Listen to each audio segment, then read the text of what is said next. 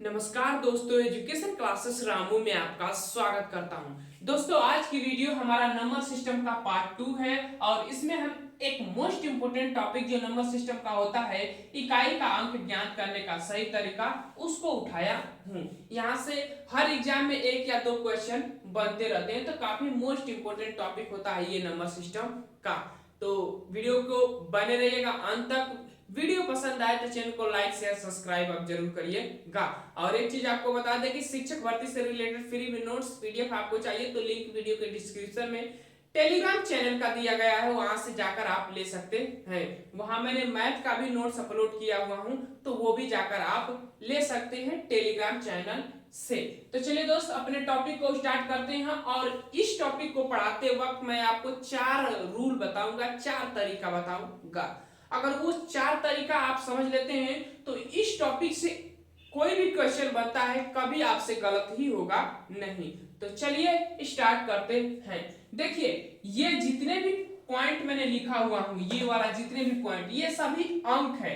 पिछला वीडियो नहीं देखे होंगे तो अंक और संख्या में मैंने अंतर बताया था, तो उसको आप जाकर देख सकते हैं। ये सभी अंक है और किसी भी संख्या के इकाई के अंक में इसमें से ही कोई ना कोई एक अंक आता है। तो ये तो आपको पता ही होगा। अब सीधे चलते हैं रूल नंबर 1 पर। रूल नंबर 1 क्या कहता है, ध्यान रखिएगा।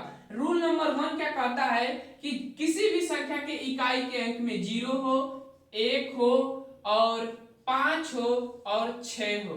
तो किसी भी संख्या के इकाई के अंक में 0 हो, 1 हो, 5 हो, 6 हो, तो उस पर घात कुछ भी रहे, दुनिया का कोई भी घात रहे, उसका इकाई का अंक यही रहेगा। उसका इकाई का अंक यही रहेगा।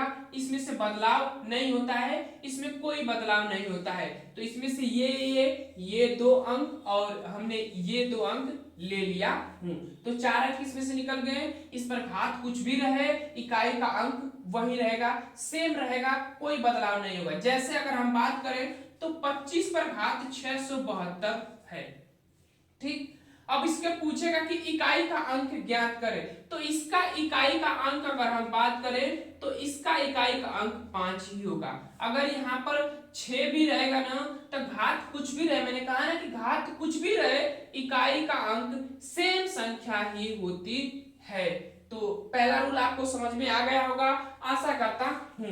अब चलते हैं रूल नंबर दूसरे पर। रूल नंबर दूसरा क्या कहता है, ध्यान रखिएगा।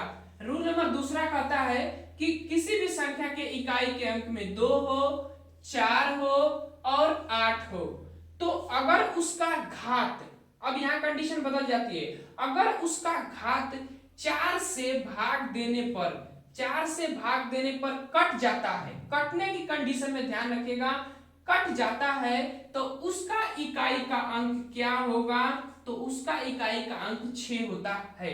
इसका ट्रिक एक तरह ये भी होता है, जैसे देखिएगा यहाँ पर देखिए, ये भी सम संख्या है, ये भी सम संख्या है, ये भी सम संख्या है और ये 6 भी सम संख्या है। तो जैसे ऐसे जोड़ दिए हमने, ये 3 मोस्ट अंक मैंने इसमें से लिया हुआ हूं।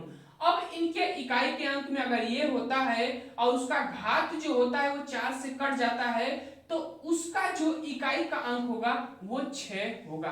तो ध्यान रखिएगा, ये सम संख्या एक जो बीच वाली होती है वो हो जाता है इकाई का अंक। तो ऐसे जोड़ सकते हैं, 2 4 8, 2 गुणे 4 गुणे 8। अब इस पर घात 4 से कट जाए तो इकाई का अंक 6 हो जाएगा। अगर नहीं कटता है, नहीं कटने की कंडीशन में जो शेष बचेगा उसको उसी इकाई के अंक पर रख देते हैं, जैसे हम आपको बताते हैं। देखिए मान लीजिए मैं 28 ले लिया, इकाई का अंक हमारा 28 है और इसका घात 32 है। ठीक, अब इसमें हम 4 से भाग देंगे, 32 में 4 से भाग देंगे तो 8 चौको 32, ये हमारा कट जाएगा। तो इसका इकाई का अंक हमारा 6 होगा।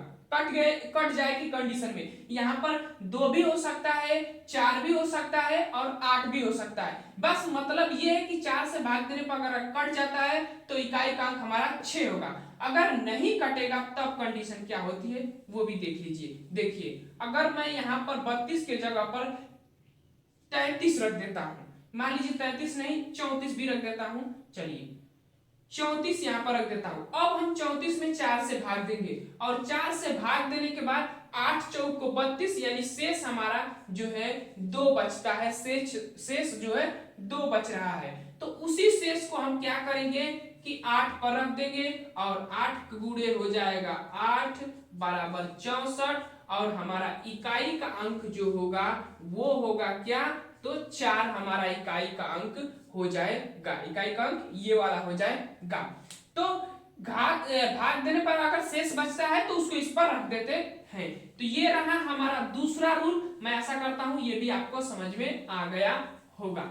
अब चलते हैं रूल नंबर तीसरे पर। रूल नंबर तीसरा क्या कहता है, ये चीजों को समझिएगा। अब हमारा कौन सा अंक बचा है, 3 बचा है और 7 बचा है। ऐसे कर देते हैं, 3 और 7 बच रहा है। इसको देखिए यहाँ पर लिख देते हैं 3 और 7। किसी भी संख्या के, रूल नंबर हमारा तीसरा कहता है कि किसी भी संख्या के इकाई के अंक में 3 हो 7 हो तो उस कंडीशन में क्या होती है कि अगर घात को भाग देने पर 4 से कट जाता है तो शेष हमारा 1 बचेगा। 1 बचेगा, ध्यान रखिएगा 1 बचेगा। जिस तरह 2 और 4 और 8 पर 4 से भाग देने पर कट जाता था तो शेष हमारा 6 बचेगा।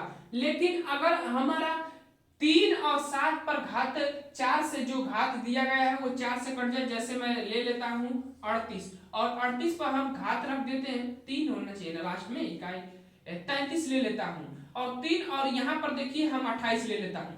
अगर ये हमारा घात, जो घात दिया गया है 28, अगर ये 4 से कट जाएगा, यहाँ तो कटेगा, कट जाएगा तो हमारा इसका इकाई का अंक 1 होगा। चाहे यहाँ पर 7 भी रहे और चाहे 3 भी रहे, कोई भी रहे, दोनों में से कोई भी रहेगा तो कटेगा तो 1 शेष। अगर नहीं कटता है उस कंडीशन में जो शेष बचता है उसको इस घात पर रख देते हैं। जैसे अगर हम यहाँ पर 30 कर देते हैं, चलिए यहाँ पर 30 कर देते हैं, इसको मिटाकर यहाँ पर 30 कर देते हैं।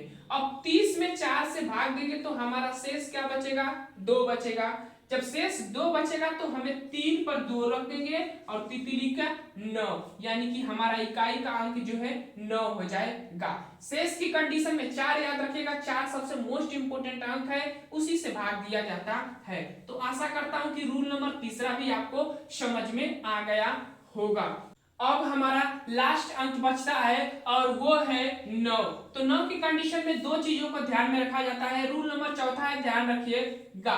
9 की कंडीशन में क्या ध्यान रखना है कि अगर घात इसका विषम है या सम है, विषम यहाँ होना चाहिए, विषम और यहाँ पर सम, तो 2 चीजें ध्यान रखना है, घात सम है या विषम है, बस इतना। इसमें 4 से भाग देने की कोई झंझट नहीं है। जैसे देखिए यहाँ पर हम 39 पर घात 38 कर दे रहे हैं और यहाँ पर हम 39 पर घात ही 45 कर दे रहे हैं। तो ये हमारा जो है क्या है, ये हमारा सम है और ये हमारा घात क्या है, तो ये हमारा विषम है। अब यहाँ 2 कंडीशन हमारी बन रही है, यहाँ पर सम है, यहाँ पर विषम है। तो ध्यान रखिएगा, बस इतने, यही चीज ध्यान रखना है। अगर घात सम होता है तो, अगर घात सम होता है तो इकाई का अंक 1 होगा। अगर घात विषम होता है तो इकाई का अंक सेम संख्या 9 ही होती है। तो यही चीज होता है, सम है तो 1 और विषम है तो 9 इकाई का अंक होगा। 9 के कंडीशन में यही रूल आपका फॉलो करने को कहता है। तो मैं आशा करता हूं कि ये चारों रूल्स आप समझ गए होंगे। अगर ये समझ गए होंगे तो जरूर जाकर आप इस पर प्रैक्टिस सेट करिएगा। ऐसे टॉपिक, इस टॉपिक से रिलेटेड क्वेश्चन ढूंढिएगा और उसको हल करिएगा। 100% कहता हूं कि क्वेश्चन आपको बहुत ही जल्दी आसानी से सही हो जाएगा। तो चलिए दोस्त, वीडियो को समाप्त करते हैं। Thank you for watching this video.